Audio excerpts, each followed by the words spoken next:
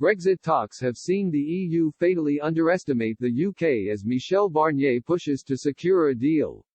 Trade talks have resumed today in London as the EU's negotiator Michel Barnier attempts to secure a deal with the UK post-Brexit.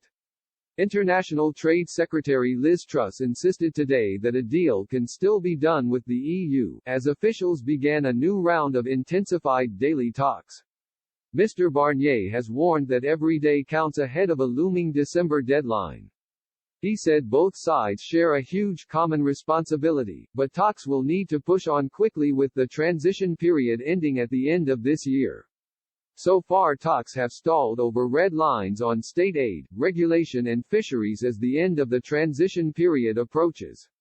French President Emmanuel Macron has stepped up fighting talk in recent weeks, saying that the UK needs Brussels more than Brussels needs the UK.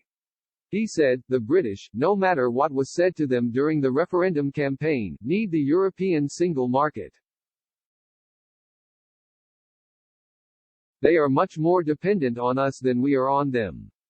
However, while Mr. Macron and figures in Brussels stand by their demands, one expert warned that the EU could be underestimating the UK.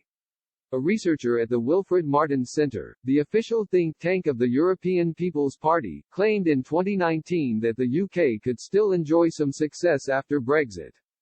Owen Drea wrote for the Irish Times, the EU has also fatally overlooked two characteristics of the British economy that will help it mitigate the immediate negative impacts of Brexit.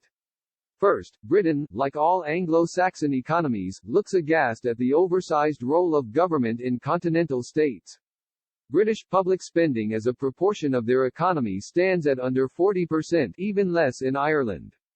The French spend in excess of 50%, the Germans about 45%.